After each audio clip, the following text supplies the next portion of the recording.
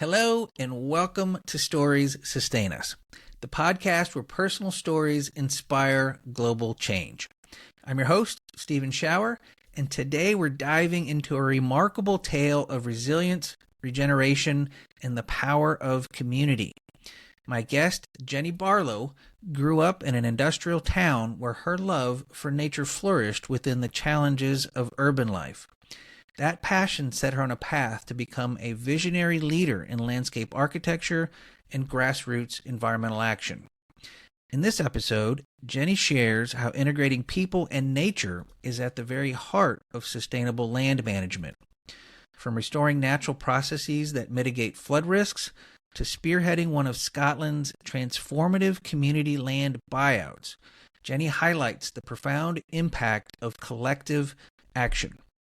Jenny's story illustrates how government support, land reform, and hope can create a ripple effect of regeneration, both ecological and economic.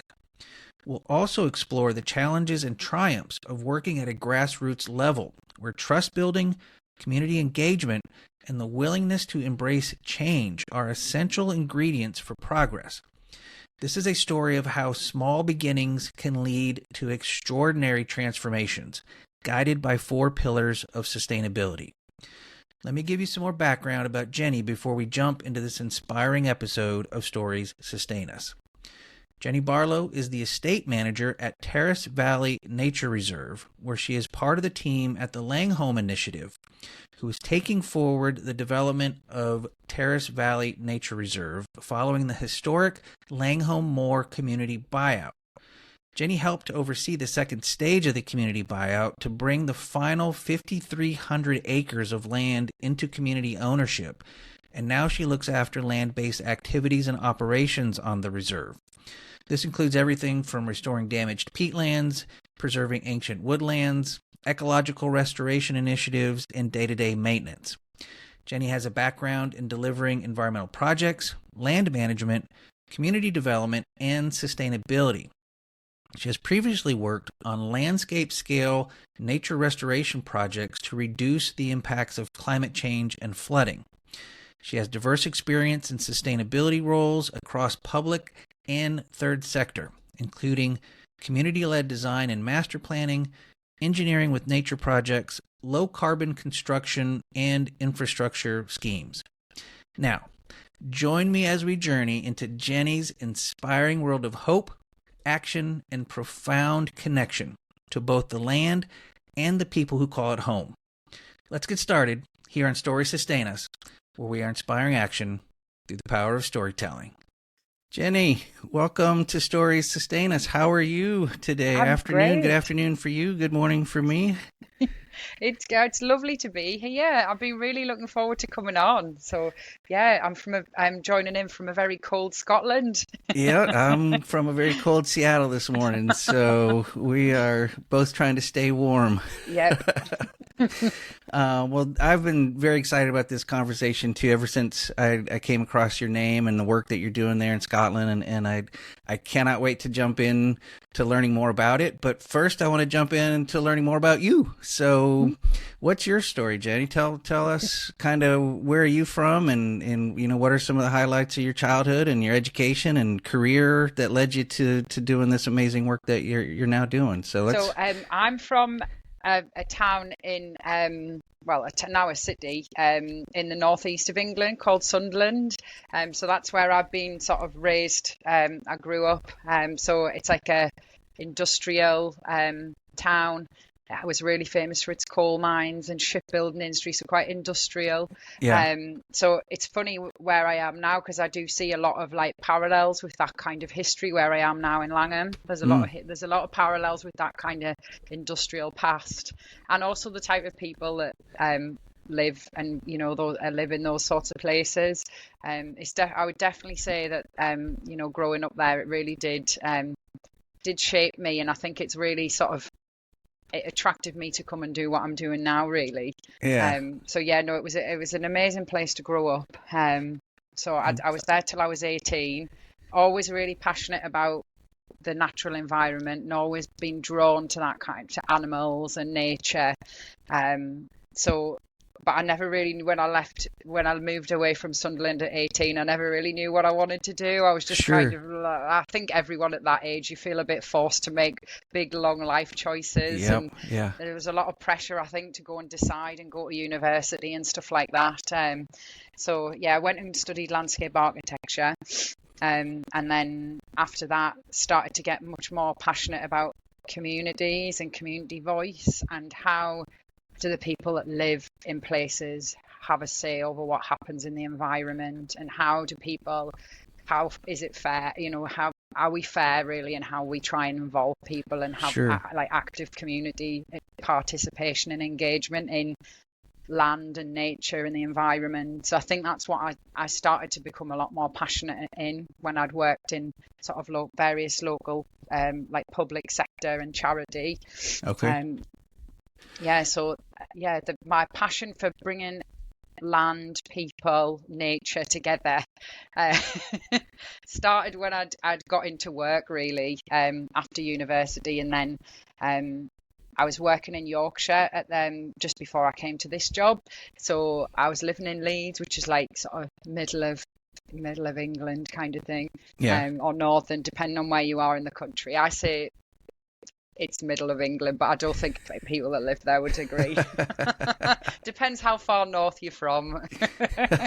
And I was working at the Environment Agency, so I think that's probably like the equivalent of like EPA, okay, in the US, and was working a lot with communities that were affected by climate change and flood risk. Okay. And doing a lot of engagement with landowners and communities who'd been flooded about how you could restore river catchments to help to reduce the effects of climate change.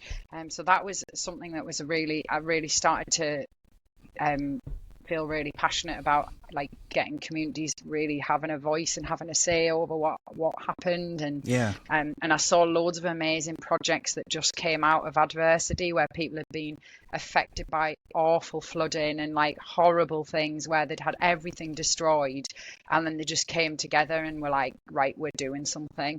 And I found that kind of like grassroots action was the thing that I just thought, you can't like even like create that. It comes from those sorts of places, out of people like innovating out of like adversity.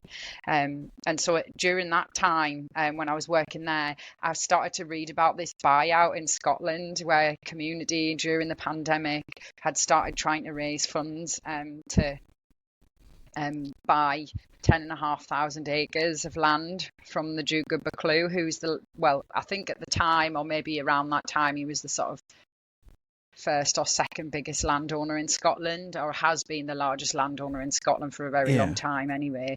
And I just thought, I'm gonna have to apply for that job. It's like everything I'm passionate about, everything. So that's how that led me here, really. Yeah. Well, there's so much I want to dig into. Yeah, go for it. and I definitely want to dig into your time working on flooding. That's near and dear to my heart. Most of my professional career has been working in river systems, and I have a deep passion for that as well. So, but before I kind of dive into that work, I want to go back in time even further to your childhood growing up in Sunderland. Being an industrial city, as you described, how did you get connected to nature? Was it on holidays, or was through school, or how did that happen to you as you were growing up? I think it wasn't kind of like going out into the countryside as much as like just get the sea was my main contact. Okay, that right was there on the the main. coast. So it's like along the seaside, so coastal, and just going in along the sea into the rock pool. So it's quite different to the sort of landscape I'm working in now.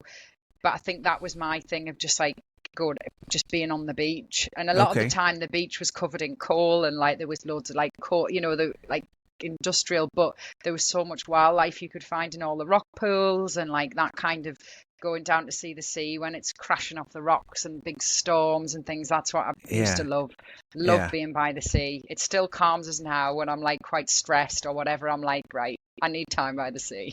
Nice. Okay. Well, I was wondering how that connection. Nice. Yeah, that was my main, like, I suppose, access to like nature then.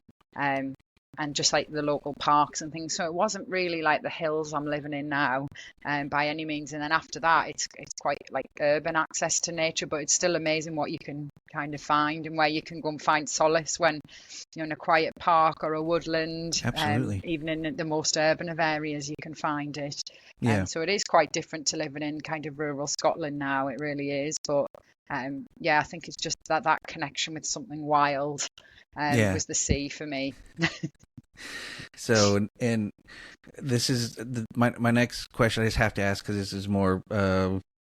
I'm a big Premier League follower, so and I'm familiar with the Netflix Sunderland till you die. So I got to ask: Are you given that Sunderland's not in the Premier League any longer? Do you follow it, and B, what's I believe if I got the map right, Newcastle's pretty close to Sunderland, and Newcastle's in the Premier League. So is there like a big rivalry between Newcastle and Sunderland?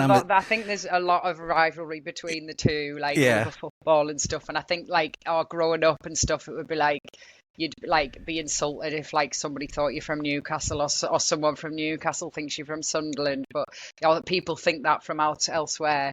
But yeah, I think I've never really been big on the football, but I think the thing that I love about it is the pride that people have. Absolutely. And the absolute like passion. That's like your roots. That's where you're from, and you support your city, and like the amount of pride. And like on a match day in Sunderland, like I think maybe the football I'm not so into, but what it generates is the thing that I just love, like seeing everybody pouring over the bridge, going into the stadium, and like how it brings people together and stuff. And like on a match day, the town's just like alive, and you can hear all the shouting and the crowd, like from the roar from the stands in the stadium. And that's what I think the bit that like I love is just the fact that it brings people together in such a way. You don't see many things that bring people together like that, from like all walks of life, which that's what I love about it. Well, I've played growing up here in the States, and I've always been a big fan. And whenever I'm talking to someone from the UK, I have to ask. So whether they're a football fan or not, I just have to ask. It's so huge here. Yeah. And I think it does have like its roots in industrial, like it does have the roots in those places. So I think that's why, when you go to towns or cities like Sunderland, it's like, or, areas like that, it's got really strong roots, in industrial past, and it really does. So I think it's definitely it makes me proud to just see like how it brings people together. Well, I appreciate that perspective on it, because I'm thinking about the match, and I really, but I talk to friends here in the States who aren't familiar with it, and being familiar with American football, and then what I think is real football, what you guys do over there.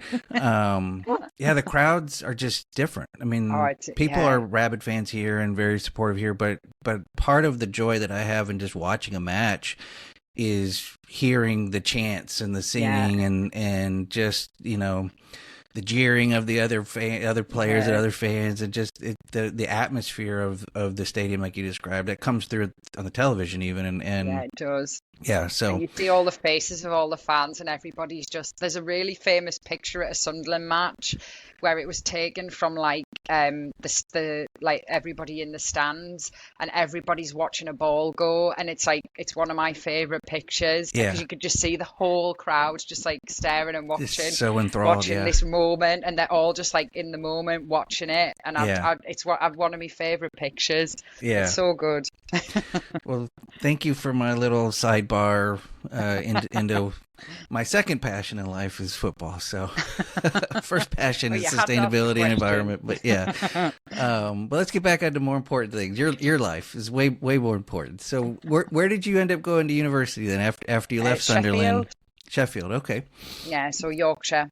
And that was it was a really lovely place to go to uni, because it was a city, but it's surrounded by hills, so you feel, even though you're in a really big city, you do feel like you're in a much smaller place. But it was an amazing place to go and study.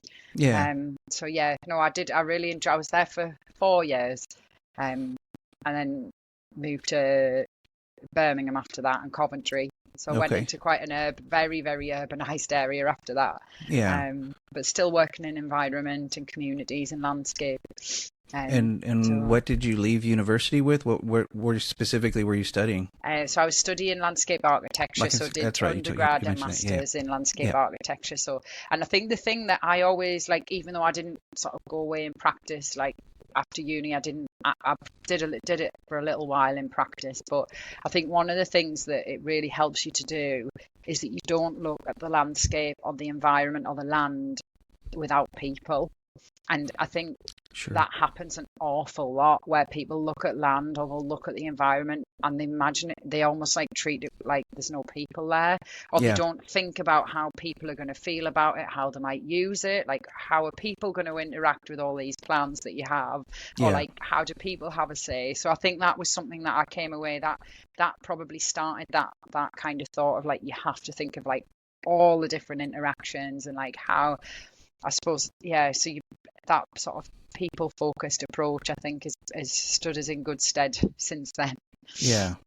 I was actually having a conversation with some colleagues in my paying job yesterday about that very issue. We were driving along a levee system and having a discussion about, the restoration of some ag land adjacent to the river, and how some people just want the land to be left alone to kind of rewild itself, and the discussion around, well, it's not going to end up like you want it. If you don't have some management of it and envision people interacting with that land, it'll end up, with blackberry bushes so thick that you can't use it for anything recreational or enjoyable, and so that very idea that you're talking about of people are part of the land are part of people, to make sure that we're seeing that interconnection as we, and I think we've become like, I've certainly like in the last sort of 5, maybe 10 years, I do feel like we've just become more and more disconnected as like humanity with land and nature, and we think we're like separate from it. And I think that approach of looking at the land in like aspic and almost looking at it as if we're divorced from it almost is something we really keep doing it. And I'm like, you're never going to come up with a sustainable solution if you're always like thinking of like, people are over here, nature's over here, like we'll do these things and we'll keep them all separate. So that, I think that's what that's my where I'm really passionate about, is that you bring that having communities and people, in whatever form a community takes, that's sort of really embedded in how you look at the land. I think it has to be that because whether we believe we're interconnected to the land or not, we are.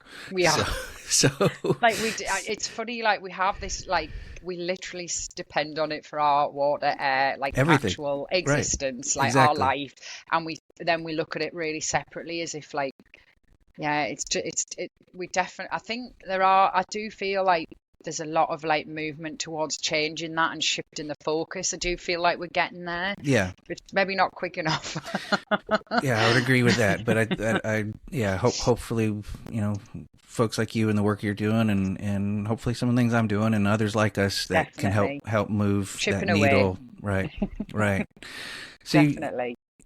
You touch on I think a really important point, this idea of community engagement as you're working on these projects, and you mentioned that you really got a passion and taste for that in your position working on flooding issues, and talk a little bit about that. What were some of the projects that you worked on, and what were some of the lessons you learned about engaging community? And I imagine, similar to here, the story I'm telling myself in my mind, the folks that are flooding in your experience are also likely those who are maybe lower down the socioeconomic ladder, because the way we built, those who have more are usually in the better places, a higher ground, the safer ground, and we put the those who maybe have less in places of greater harm. Typically, at least that's how the United States has developed, and I'm assuming it's not too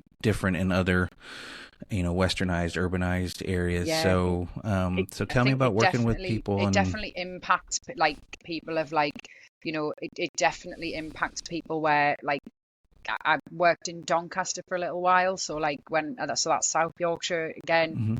hmm Very, very strong like mining history there, hmm and a lot of the houses that flooded regularly and like communities were most affected by floods were in sort of like mining areas, and their houses had been put up for um, people that were working in the mines and like the coal at the time. And then yeah, obviously now we've got climate change, we're much higher risk of flooding, and those communities are sat right in the path of all of that risk. So but I think it's just the way that I think especially England, it's very sort of densely populated in a lot of cities now. There's probably been in the past inappropriate development on floodplains. yeah, But actually, what I found when I was working at the Environment Agency, like in Yorkshire, was that it actually affected people from across the whole everywhere. Yeah, spectrum of like whether you were really wealthy or you were really, struggling to pay your bills.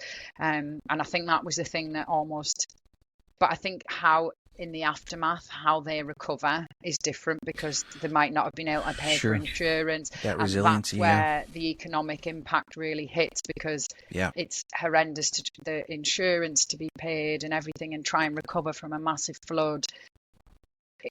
It's much, much harder, and you're much more at a disadvantage if you can't pay for all the insurance and all the you expensive don't things have the to resources to begin retrofit with. your home and do all of those things. So I think I learned so much in that job, just like seeing how it affected people and how, there were certain things where you could make so many big differences with like flood defense schemes. And I think one of the things that I loved working on the most was like, I helped on a big scheme where the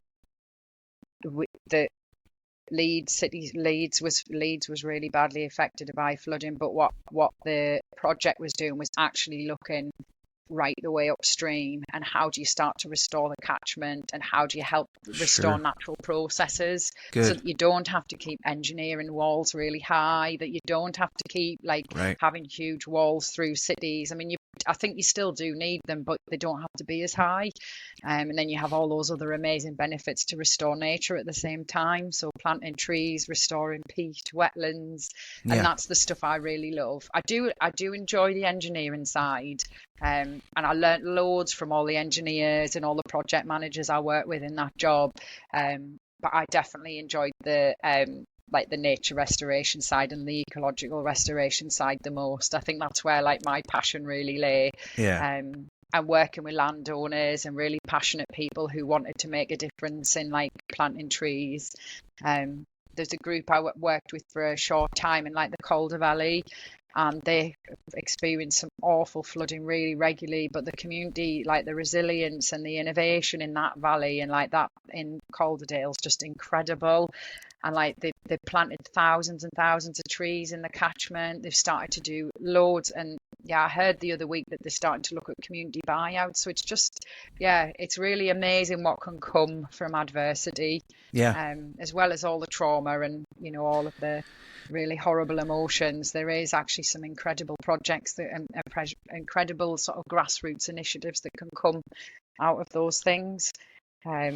So that's definitely, I think that's probably what drew me back to working at a more grassroots level where I am now in Langham, just because I think that's where my passion really is, that like at a grassroots community level, that's where I feel like I can make the most impact. Yeah. Did you find in that work that working with the community and educating people or bringing awareness to the idea of nature-based solutions, kind of restoring the land in the upper part of the catchment and the multi-benefits that can have, and including the flood mitigation, were people receptive to that message, or was it something that took a fair amount of community engagement to help people see flood control or flood management in a new way? And I ask because my experience in that, it took a considerable amount of kind of re-educating people, helping them unlearn what they thought a flood project should look like, and educate them about what it really could be when you brought nature back into it. And once it clicked, once they understood, like, oh, we can have nature and flood protection and flood mitigation at the same time, people got it. But it took some effort to educate people or re-educate people about the value of nature. Did you have a similar experience? I think it varied. So I think you can provide a lot more. Well, it's an illusion of security in some ways when you look at climate risk. But when somebody sees, and that is an engineer as well, or like anybody, project manager, like within the Environment Agency or like out of it in communities, there's a lot more like maybe illusion of this, like you can provide with a wall. You can say, well, this wall will be designed to this certain height. You can have this level of standard protection. Your insurance will be this. You can almost put the numbers on that, and you can say, right, like that's what we're going to do, and this is what it'll provide. But if you start saying, oh, we're going to restore the catchment, we're not quite sure like how long the benefits are going to be, but it'll be amazing and we'll slow the flow, but we're not exactly sure by how much. I think that was one of the things that, like, me and other colleagues that were working there, it was the quantifying, and people want a number sometimes, and sometimes you can't really provide like that, but it's good. And it's like, it was kind of getting over like, how much do we need to quantify this, or do we just get on with it? But I think there was a lot of schemes that happened after, where like leaky dams had been put in and risk catchments had been restored, and then there were huge floods, and then the benefit of those schemes had been showed by like properties not flooding. And I think that was the evidence that actually, like, let's just get on with this. So then when I was working there, I think we'd gone past the point of needing public support. I think that it was almost like the feeling was, why are you not just getting on with this? They already got there. Well, just get on. Great. Yeah. Wonderful. So every public meeting I went to, it was like, what are you like, where can we do this? So there was a lot more, just let's get on. That's great. Yeah. So that's how I experienced it at the time. But I don't think that, I think when people have been flooded, having the assurance of the more sort of like solid, like concrete schemes, literally, and they can be designed really, really well. Like there's some America's got some incredible examples of like nature-based designs and like engineering with nature, and I think you can do them in such different innovative ways where you can still have nature and like blended with some amazing engineering. I think we're showing that can be done. Examples, but I think we just need to be maybe a bit more imaginative sometimes. Well, I found in my past community relations work, people who grew up in an urban environment and didn't really know what a natural river would look like or should look like, and everything you just said, like they understood what a drainage ditch looked like or what a concrete wall looked like, and they wanted that. And when we're explaining to them, well, we're going to give you all these trees and native grasses and wetlands and everything, we actually had some people saying no, they're actively fighting that because they didn't think it was going to provide the protection like you said, or frankly they were worried about having wildlife near their home and something that it's just change and like the unknown. Exactly. And I think we've like across, I think in like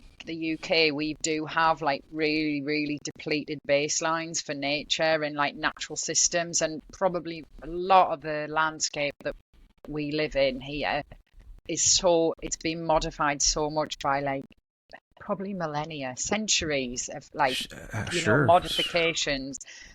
Certainly in the last like say 400, accelerated over the last 100, 200 years. We've lost a lot of our like natural systems. So when you're trying to say, oh, we're trying to restore nature, but we don't quite know what it's going to look like because we actually don't have any baselines. And then we have to look at Norway or other countries on the same latitudes to say, well, we think it'll probably look like this, but we don't know. Don't know for sure, right? Because we've got the landscapes are really beautiful, but they are also like very depleted. So I think people like we do have that shift in baseline where you've really lost touch with what a wild or a natural system looks like, and how it behaves, and that you can't always have control over every single interaction. And Exactly. but I do think, there's an exciting movement across the whole of the UK to start to look at well, how can we restore all these natural processes? How can we start to bring woodlands back into these treeless landscapes? How can we restore all our peatlands? And the fact that all of that will have amazing benefits for flood risk and communities downstream. Right. But it does take a whole reimagining of what we've all got used to, and what we've become totally detached from. So right. It's change, and I think we're all terrified of change and not having control. Change is hard, right? Well, that is a perfect transition, almost like we planned it, to the work that you're doing now, which is innovative and amazing, and is doing all of those things, restoring peatlands and forests and wetlands and healthy catchment systems, and reimagining sustainable farming and all kinds of amazing things. So let's talk about that. Tell everybody what it is that you're doing, where you're doing it, and what it is, and let's dive into that work, because that is exactly what we're here to learn from you about, is all this amazing stuff that you're leading there in Scotland. So I work as the reserve manager for Tarras Valley Nature Reserve. So in Langham, and Langham's based in Langham's in Dumfries and Galloway, so we're in south of Scotland, I think we're about 10 miles over the English, over past pretty England, close to the border. Scotland, over the border. So I moved up here to come and work for Langham Initiative. So Langham Initiative is a community development trust based in Langham, so it's been running since 1994. And I moved up here for the job 3.5 years ago, and it's been a roller coaster. Yeah. It's been such a roller coaster since then. It feels like I've been here a lot longer, just because of how much has happened and what's what we've managed to achieve in the time. It's been a privilege, it really has. So I moved up here to after the first buyout. So the community, led by the Langham Initiative, took forward a really historic buyout. It's a land buyout. So it was the first time at this scale it had happened in the south of Scotland. So the Duke of Buccleuch put the land up for sale. 10,500 acres went up, and it's a big river valley that kind of wraps around Langham. So it's really, the land means a lot to people who live here, an awful lot. And there's centuries of traditions and marking of the common boundaries, and a very, very sort of deep-rooted land rights and land and connection to the land with the people that live here. So it was something that resonated very deeply when I started reading about it to move up here. It's been really amazing to work on it. So there was in 2019 the land went up for sale, and then 2021 the Langham Initiative took forward a buyout. So it started to fundraise, and the buyouts were done in 2 phases. Over that time, we've raised £6 million to bring that land into community ownership, and create a big nature reserve, basically. So one of the aspirations behind the buyout, and one of the really big things that drove it, was Langham has had suffered from the decline of its traditional industry. So it was textiles here. There's been a lot of job losses and all of the things that come with those sort of industries that sort of powered the area for so long, and then they went, and there was that loss of jobs, skills, identity with all of those traditional sort of industries. So when the land came up for sale, there was a lot of people that thought, they were worried about the future, who would buy it, what would the incoming landowner do. But there was also that window of opportunity where it was right, this is going to come around once in a lifetime, and we'll not get the opportunity to buy this or bring this into community ownership ever again. And that has proved to be being right. So a few people at the Langham Initiative board and volunteers got together in the beginning and started to look at a buyout. And yeah, here we are, sort of over 4 years, we've managed to bring that land into community ownership. So one of the big things behind it was that land would help to support, be a powerful tool for community regeneration, as well as being able to contribute to the climate and nature emergency and do our bit for restoring nature on the doorstep. So the primary driver was economic regeneration, benefits for people, but also like large ecosystem restoration. So it kind of brings all those things together. Yeah, all those kind of triple bottom line kind of ideas. We've talked about that on the show before. What's been incredible about it, and I think the thing that's humbled me the most, is just the interest and support we've had for like something that is a very locally based, kind of locally led project and a locally led land buyout.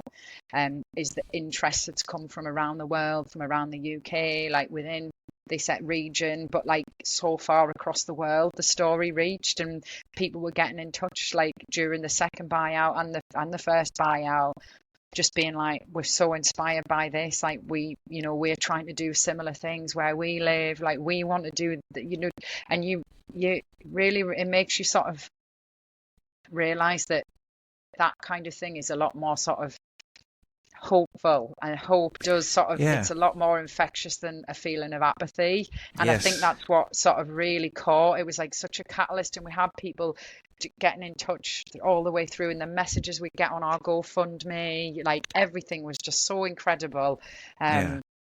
So we didn't think when we first started, and I think there was a general feeling of like, let's just see how this goes. Are we going to be able to do this and raise this much money? We didn't have very long. So the first buyout, there was about a 6-month window to raise the money. And then the second buyout, we had about a 9-month window. So it wasn't long to raise so 6 million. Yeah. So that's part of the story that grabbed me. It's a small charity. So, it's only a small number of people, and everybody's, everyone at the time before the paid staff came in were volunteers. So it's incredible what can be achieved when people come together behind something. And then what that does is, that draws in more and more and more people. And then before long, it becomes this movement that's like, it does feel, when I look back at it now, it does feel something I feel so privileged to have been a part of. Yeah. And then the hard work starts when the land transfers and it's bought. Now you got something to do. So it's almost like when you're working on like the campaign and the fundraising and everything like that, but then it's kind of like, actually it's a really big change for the people that live here, and that it's a big change for the Langham Initiative. It's a big change to have that land go from like one landowner who's had it for hundreds of years. I'm sure. To like a much more so it's like a community-led model. And that's a really different thing for the south of Scotland, the Highlands of Scotland and the islands. Community ownership's been something that's been sort of happening for a lot longer, but in the south of Scotland it's quite new, so it is forging new ground. And I think, as we were saying earlier, change is scary. People get, it's a scary thing to like be bridging so much, and like the change of land use and how the land looks and what we're trying to do with it. It looks different, so there's a lot of change. So one of the really big things that we've been doing since the land transferred and before, and the thing that I've been really passionate about, is that we've just been out engaging with people just like all the time, and just being really visible and speaking to everybody, and just trying to sort of like say, right, look, we can shape this. Like, it's, what do you want to see? What were your priorities? And I don't think, and I think what's been really nice is that we've actually had some amazing ideas that we hadn't thought of, like in the first bit. So there's been loads on like local food production and like growing and like how we graze animals on the land and things like that. So there's been loads of things like that have come up. And maybe with global politics and worries about food security, I think those things might be coming out more strongly. But what's amazing is that we have some like land there and a community asset there in perpetuity, and what we do with it will, hopefully that'll benefit all the future generations of the people that live here and come and visit. Yeah. So it's nice to be, I suppose the team are almost there to facilitate and help to facilitate all that community engagement as we go forward and get people sort of connecting through the land in lots of different ways. Yeah. Well, there's so much about this project that grabbed my attention and made me want to reach out to you. That sense of hope that you talked about was certainly part of it as well. And as I looked more into what's being accomplished, if I understand it, the vast majority of land in Scotland, like 95% or more of the land in Scotland is kind of privately held. So even just that first step of getting the community engagement to raise such a significant amount of money in such a short period of time to have this 10,500 acres set aside in perpetuity for the community, I mean, that alone is such a monumental success story. It's huge. And then and it went by in a whirlwind, but it is huge. It's like such a big change, and like only 3% of the land in Scotland is owned by communities. That's what, and it was over 3%. So hopefully we've helped to like shift that little figure at like, it might be like however much it's shifted it, but at least, we're helping to. I think what it does is, especially with a project, I mean, the pressure sometimes is huge to be like, we've got to keep making this a success, but we will, because I do believe it's grounded on the right things and it's grounded in the right place. But I think it's that thing that like it can show the impact that like communities can have if you're given the chance, fair policies, the means to be able to have democratic kind of ownership and management of assets like land assets, buildings, and I think some of the solutions that we can look at, probably we're less bound, we can be a lot more responsive, and the things that we can shape can be a very, very like responsive to local need, and I think that's the thing that's the biggest opportunity. And then I don't know, once you start to come into this field and look at who owns land, who has a say, how do people have a say over the land that's around them, like who owns it, who's benefiting from it, you realize that there's an awful lot of power bound up in who owns land, and very much so. And I think certainly, definitely in Scotland and absolutely in England, there's a lot of sort of historic inequality in that, and then that still manifests today in who owns the land and who has power. There's a lot. So a community having sort of the ownership and the say over that a 10,500 acre piece of land is no small thing. It comes with a lot of responsibility, but hopefully we're showing the benefits of what can be achieved when communities own facility, can own buildings, land, but for us, it's land and buildings.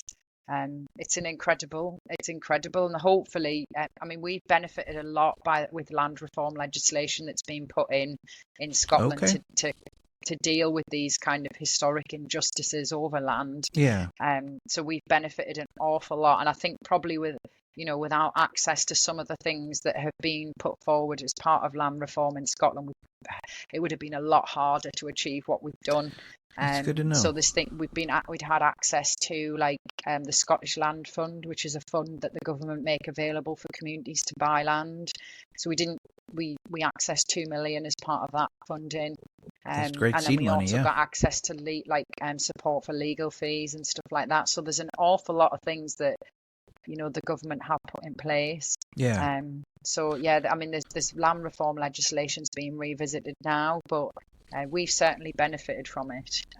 So that's a really thank you for sharing that. I didn't know that part of the story, and I think that's a very important piece in demonstrating government and public policies can either hinder these kind of things, definitely, because they're outdated policies or policies that are designed to support those that are in power, those who made the policies, Yeah. Historically anyway. But government does have a role to play when they can start to right the wrongs of the past with updated policies. So I didn't know that part of the story, and I think that's a really, thank you for sharing that. That's a powerful part of that story, that government does have a part to play in righting the wrongs of the past. And supporting buyouts and things. So communities can also register interest in land, so it means they get first refusal on the land as well. So like they can reserve it basically to let them raise funds. So there's a lot of sort of mechanisms that have been put in place that have helped buyouts to happen. But there is sort of calls now to as with every good policy, then you go back, revisit and say, well, we can make it better. So that's what's happening now. Sure. Or those who might want to tear it back down to not make it better. Yeah, and that. The fights go on in public policy. Absolutely. Well, you touched on this, but I want to dig a little bit deeper and learn a little bit more from you, because I think it's an important part of the story as well, that the part of the goal setting, at least as far as I'm understanding from the looking into there's kind of like these three pillars, or four pillars rather, the people, nature, climate, and sustainability, that those four pillars are kind of what is driving the work that you're doing right now. And I really appreciate the thoughtfulness that came into identifying those four pillars. It kind of goes back to what we were talking about earlier, that people have to be part of this, right? Yes. People have to be an important part of this process, and then how do you integrate people in with nature and climate issues, and then how do you figure out creative, innovative ways to do all that in a sustainable way so future generations can benefit as well. And that seems to be like the very foundation of everything that you're doing there. So tell me a bit more about those. So I think did I describe it right, or no, definitely. That's great.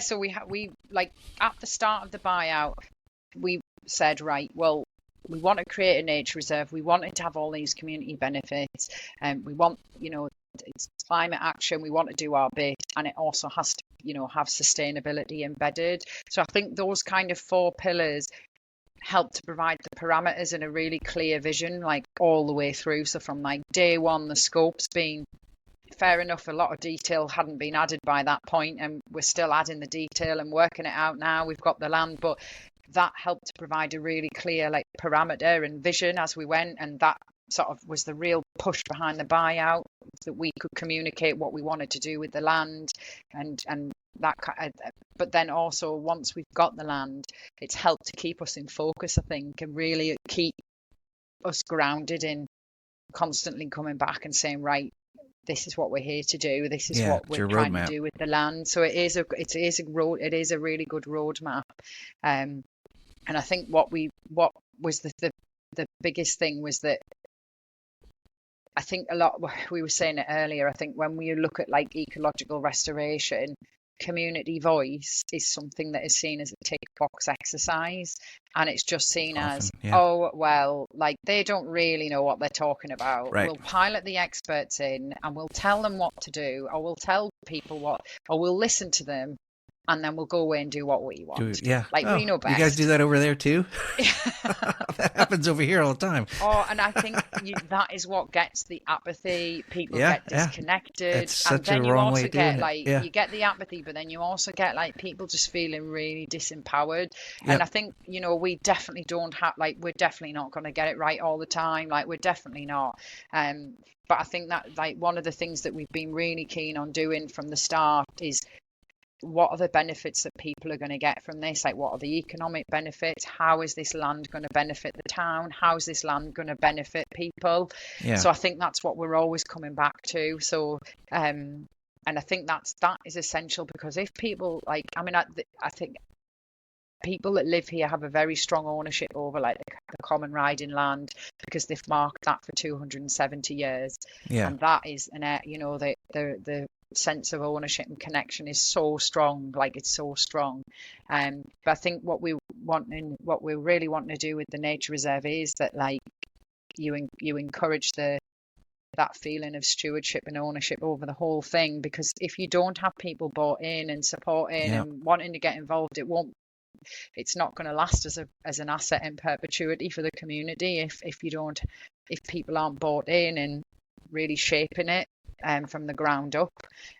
So yeah, when we started, when the land transferred over, we've been doing a lot of work on like our 5-year plan, and then also like what do people want to see from the land, and then our engagement looks so different from like depending on what it is and depending on the thing, it'll look different. So I think we've been really flexible and responsive to like how we speak to people about certain things, or if they want to come to us.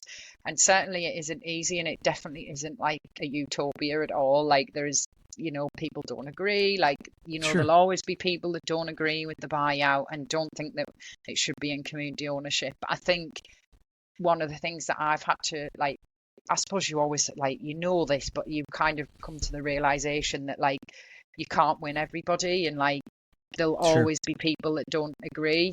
But that's actually okay. That's the nature of democracy. Right. Like, they have a voice and they have a right to use it, right? Yeah, and if somebody said everyone agrees, I'm not sure they would be telling the truth. Like if 100%. on anything, 100%. on anything, yeah, and absolutely. change and land and anything to do with land, it brings in politics, and there's all kinds of things it brings up. And like I think sometimes with sort of ecosystems and how we see the land, there's a lot of cultural things tied up in how we think the land should look. So there is a lot. I think we are bridging big changes in terms of who owns the land, how it's going to be managed, what does it look like. Yeah. Trees are growing in places like that they've never ever grown, or like there's water pooling in places because we're starting to look at new wetlands. We're starting to look at how do we block drainage ditches to recreate, like to restore peatland. So the land is looking, it will look different, but that's I suppose it's just change. But I think it's one of the things we have really tried is just always bringing it back to like supporting local contractors, helping to support local businesses, trying to keep like funneling those economic benefits back to the area, back to the town, so that they're felt locally. And I think that's probably like one of the things. And obviously, people being able to have the means to shape it in the ways that they want, in the ways that suit them. So that's what we've been trying to sort of facilitate in amongst all the finding out about the land, finding out about the species that live here, what ecosystems do we have, how do we restore it. It's amazing. It's quite overwhelming sometimes, but it's amazing at the same time. Well, just like we talked earlier about how there's definitely a shift in our thinking around engineering and how we can work with nature-based solutions and restore things and really do these grand scale ecosystem restoration projects, as you just described. I think there's, in my personal experience and in speaking with you and others in this line of work around the world, there seems to be a shifting also in how we engage with the community, which I think is so important as well. It's slowly, but there does seem to be a shift away from that top down. We're the experts. We're just going to come tell you what it is, like it or not. This is what we're going to do because we know better than you. Into this model that now that you're describing, of where there's really true community engagement that can bring forth some inspired ideas that maybe the experts might have missed, right? Because we don't know, those of us who may be an expert in a particular field, we still don't know everything either. So that idea of in really engaging community in a meaningful way does, I think, create some ideas that can be then turned into reality, that then feeds a better loop. Whereas before the loop was, we tell you what it is, like it or not, and there's a loop of disengagement and disenfranchisement and apathy, as you described. But this new way of doing it, where somebody brings an idea forward that resonates and can be done, and it's done and implemented, and then they see that their feedback mattered and was heard and listened to, that then creates more ownership and a sense of builds trust. I think right. It's like that thing of like, absolutely. And I think sometimes like there are things that like, I mean, we've been working very hard to do that, but I think we all recognise that building trust and having that go in two ways, it's going to take a long time. And I think that's the thing where people like want to fit community into a box and be like, oh, we'll follow this really neat pattern, and at the end everyone will agree and we can go away and just do it. And like, or at the end it'll go, oh, we've hatched all these plans behind closed doors, we better go and speak to people now. And you probably, the chances are, if you present people with a plan that they've never seen before, they're going to be they'll probably get their back up and be upset about it. Sure, they'll find something wrong with it, right? Because you just look at that and think, well, I haven't had a say in how that's been created. Right.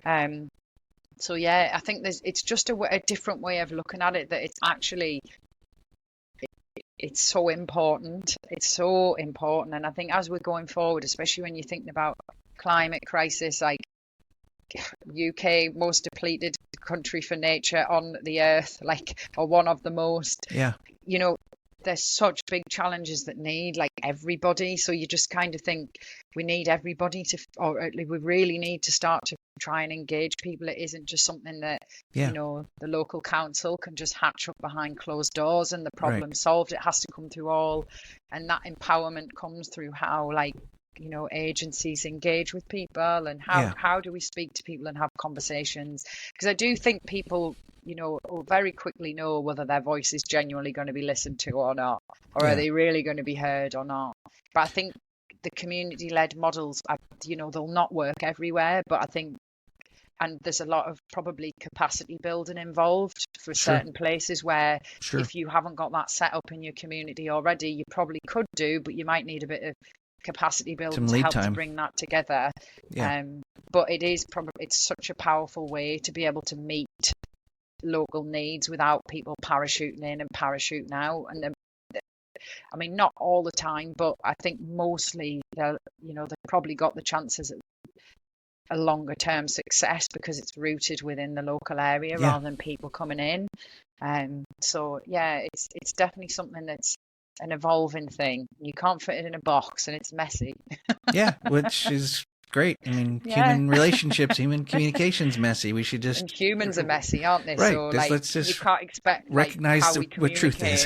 To be nice linear lines, because it's just not. It's not the way anything works. That's not how nature works. And as we discussed, we're part of nature. So, so let's just as well. acknowledge even that. Though we like things to be really tidy, like we're messy too. Sure. So that and I think that's we definitely say, like, as in the team, we're happy to just, like, you've got to be good at working in the mess and just like working through it quite organically sometimes. Sometimes, you know, you follow much more linear things, and things are a lot more black and white if there's something, you know, statutory or anything like that. But how you create things, it's quite nice that it's organic. And like sometimes people are like, come onto the reserve and they'll look out on it and they'll be like, well, what's this going to look like in 15 years? Or how are you going to manage that corner, and what are you going to do there, and what's going to be here? And actually, like, at this point, we don't really know. Like, you know, some ideas, we know how we know the principles for restoration, and we've got those set out. But I think what we're trying to do is not be as prescriptive, and just try and, I suppose, like, take a bit of not a backseat, because we do need to manage the land, and we're very aware we need to give it a helping hand. It's had centuries of modification, so there is and you know, the role of grazing animals, that kind of thing, dynamism. But I think it was something you said earlier about, there was a perception when we bought the land, when we said we were going to restore it for nature and like ecological restoration, that it was just going to be left and that would be it. And it's like, no, we actually have to do, like, we have to manage it to be able to, and the management will look different to the past, but it's that thing, it still needs to be managed, and hopefully we can do that in a way that, you know, really boosts biodiversity, and we'll see species coming back that we haven't seen here for a long time. So hopefully we will. Well, I am excited to watch you do your work from afar, and would love to get over there and see it in person sometime. I would absolutely love that. Can give you the grand tour. Oh, I will take you up on that. That's when I reach out, I'm expecting the grand tour.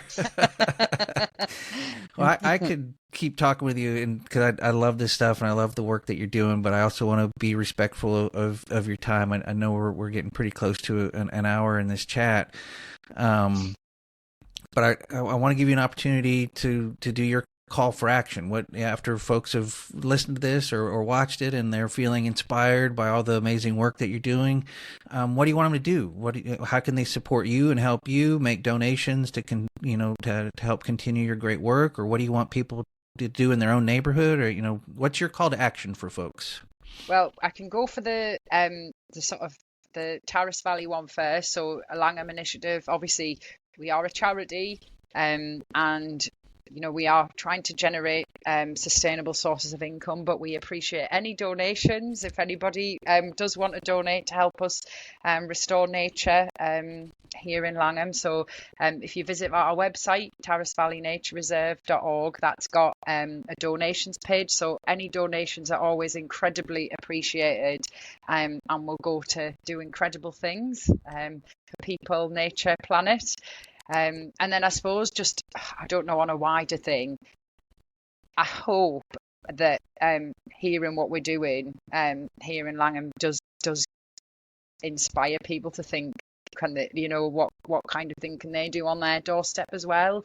It was to do what we've done in Langham started as an idea with like a handful of very everyday people that decided to do something, and look where we are. So I think it's just never underestimating like the power of what can happen when you come together and you get a few like-minded people that can come together, and the change that can be achieved. And I think we definitely need hope right now, don't we? Yes, we do. Yes, we do. And I think we felt a lot of the time, there's still moments now and I'm like, oh, this feels impossible. And then you get there, and it's all about like your mindset, but also the people that are involved. So I think definitely just having hope and that nothing's impossible is always the message to take away. Keep chipping away. Well, I will put on the show notes page links to the website and links to the donation page, and encourage anybody listening to this or watching it that they go contribute and support the amazing work that you're doing there. And you talking about hope is also another great transition, almost like we planned this, but we didn't. I end every episode of Stories Sustain Us by asking my guests about hope, because it is something that you said that I agree with. It's something that we need. And we talk about hard subjects sometimes on these shows, the climate catastrophes and the challenges ahead to move forward together. These are difficult things to talk about sometimes. So hope is a powerful tool in how do we move forward, and really looking at hope in the sense of you have a vision for a better future. You have some sort of loose or maybe specific plan of action to go by, and then you have a sense of agency that you can do something to help get there. Might be hard, you might not make it, but you have a vision, you have some action you can take, and you feel you can do something about it. So I want to ask you 3 questions, Jenny, and then kind of just give me your first heartfelt response to these questions. So the first question for you about hope is, what is your vision for a better future? It can be for you personally or professionally or for the world. Just what do you hope for? What's your vision for a better future? It's funny, I have to do a quote for something I hope for in 100 years time, actually. So I've actually been thinking about this a lot because I'm being filmed tomorrow. And mine was that, like, say in 100 years time, people look back on us now and say they were the ones that changed everything for the better. And I think that's mine. I want to be part of, and I think, everybody who's doing work like this and trying to make a change, that's what you're doing it for, really. You're doing it so that you are leaving a legacy behind that's better than better for somebody, all the future generations. And I think wouldn't that be amazing for people to look back on us now and say, oh, they were the ones that really changed everything and changed the course of humanity for the better. So yeah, that's my answer for that one. Nice. So the second question, I think you may have answered it a little bit, but I want to make sure to give you some space to answer in further detail if you want to. So why is that your vision for a better future? I think because it takes us beyond ourselves, and it takes us to looking at what legacy are we going to leave behind, and that it's bigger than us. And I think when you come away from looking at it as an individual and you start to look at things as a collective, it does make us more sort of community minded. It makes us think about the future. It makes us think about sustainability, and you come be like you sort of come out of a sort of more of an inward looking perspective. And I think that is somewhere where we all need to go, really, if we are going to meet the challenges that we're facing. Wonderful. So the final question, imagine that future exists now. And I mean, we might not be around 100 years from now, but imagine what you just envisioned is actually happening. How does that make you feel? Really, really hopeful. And yeah, I suppose if I think about it, I think it just makes me hopeful and also empowered to keep going. Yeah. And just keep going, to think about like, what could that look like in 100 years? Way beyond us. But actually, what do we all want to be leaving behind? What kind of planet do we want to leave behind? And I think that's the thing to keep going with, isn't it? Yeah. And that, something beyond yourself. Wonderful. Well, Jenny, thank you so much for your time and joining me on this show. I've thoroughly enjoyed speaking with you, and I do hope to stay in touch and continue to watch the amazing things that you're doing, and absolutely love to take you up on that tour someday. Yes, do. Fingers crossed. Please do come and visit. So it's been a pleasure. Thank you. Yeah, I'll leave you with the last word. Is there anything else you'd like to say before we head out today? I think I'm all talked out. It's been great. Perfect. Well, thank you, Jenny. I wish you all the best. Thank you. Okay. Bye-bye. And that brings us to the end of another inspiring episode of Stories Sustain Us. I want to extend my heartfelt thanks to Jenny Barlow for sharing her incredible journey with us today. From her roots in Sunderland to her transformative work at Tarras Valley Nature Reserve, Jenny's story is a testament to the power of community, resilience, and hope. Her insights into integrating people and nature in land management and the impact of grassroots initiatives reminds us that change often begins with small, determined actions. The historic community land buyout in Langham is a shining example of what's possible when people come together with a shared vision. Jenny's passion for fostering stewardship, her commitment to the Langham Initiative's 4 pillars of sustainability, and her unwavering belief in the power of collective action have left me, and I hope all of you, inspired. You know, when I first heard about this Langham initiative, I was really blown away by it. And the more I looked into it and prepared for this interview with Jenny, the more amazed I am at it. Just this whole community coming together to buy out this over now 10,000 acres of land and put it into community ownership, to restore it and regenerate not only the land, but turn their economy around, you know, from what used to be an industrial type of economy that is, 19th, 20th century economy, moving forward and looking at how restoring our environment can also restore our economies. It's really a powerful story, and I encourage you to go check it out. The website's here, and I'll put it on the show notes for you to see as well.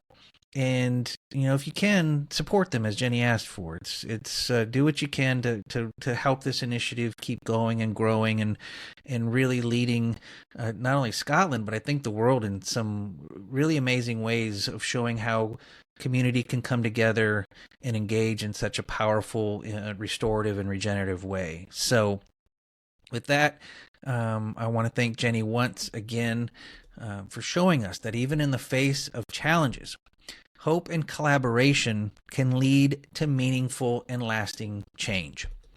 And to you, the audience, if you enjoyed this episode, please share it with your friends and family and leave me a review and subscribe to Stories Sustain Us wherever you get your podcasts.